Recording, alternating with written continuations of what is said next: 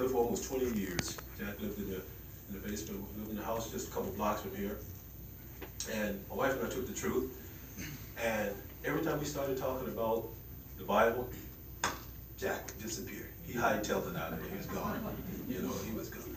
So, you know, sometimes at night we wanted a little time, and we figured, hey, it's a good way to get rid of Jack. You know, talk about the Bible, you know.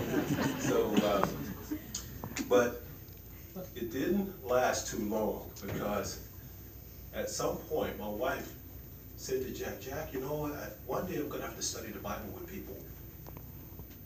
Would you let me practice on you? And you know what?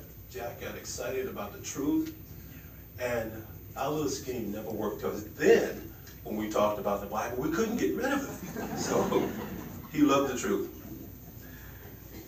The name that a person builds up over the years, up to his death, is indeed better than the day in which he was born. Many of us here today have good memories of Jack, as we mentioned, whereas none of us were there when he was born. And during Jack's life, a number of strong relationships were formed. And that is why it deeply saddens us to be here to have to say goodbye to our dear brother. Being sad is expected. Grief is a normal reaction when we lose a loved one. And, you know, the Bible touches on that as well. Jesus had a close relationship with a man named Lazarus. And when Lazarus died, Jesus grieved. Jesus cried. He shed tears. So normal reaction. Jehovah, the true God, the inventor of life, he too has tender feelings. And he feels sad when someone has to die. But you know something? The Bible talks about what Jehovah will do for those who lose ones at death. If you open your Bibles to Psalm 34 and verse 18. Psalm 34 and verse 18. And it says there, Jehovah is close to the brokenhearted. He saves those who are crushed in spirit. So we're a little bit broken right now, a little bit downhearted, but Jehovah is right there. He's right there to comfort us, to help us to get through it. Some people may ask, well, why did God take Jack? He needed another angel in the heavens. Have you ever heard people say that? Well, first of all, God didn't take Jack. God doesn't need another angel. The angels that he created in the beginning are still here, and he's perfect. He knew just how many he needed. Do you believe that Jehovah God would do such a cruel thing to take the life of a loved one? No, he wouldn't. Jehovah has 4 dominant qualities: wisdom, justice, love, and power. And the most dominant one is love. So a loving God would never take away a loved one like that.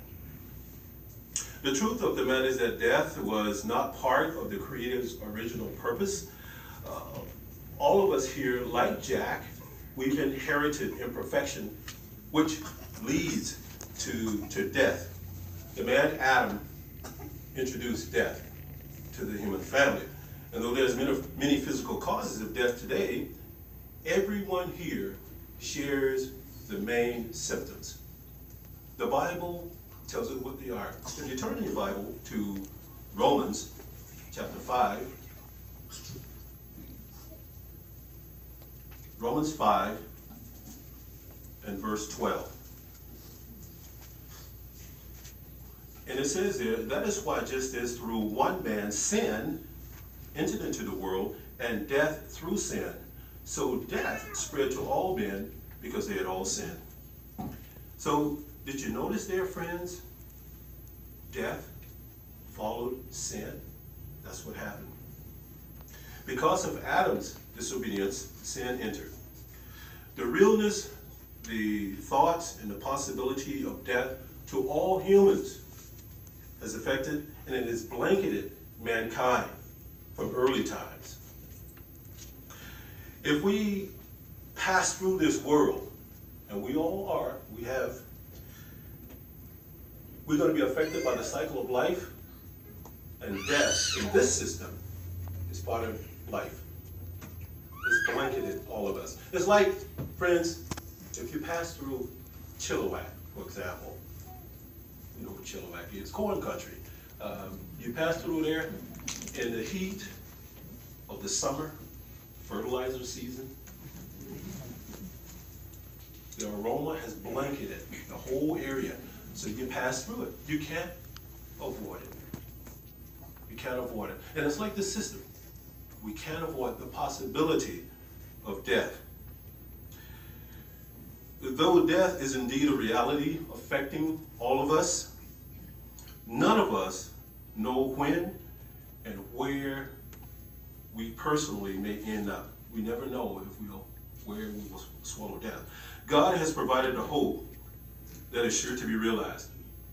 It's coming in the future, and this promise, this hope eventually will eliminate the need for any of us to have to say goodbye to our dear loved ones. Jack had a favorite scripture in the Bible, and it talks about the beautiful way of life that will exist in the future.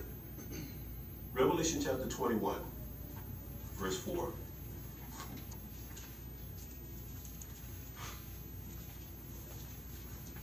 Revelation 21, verse 4.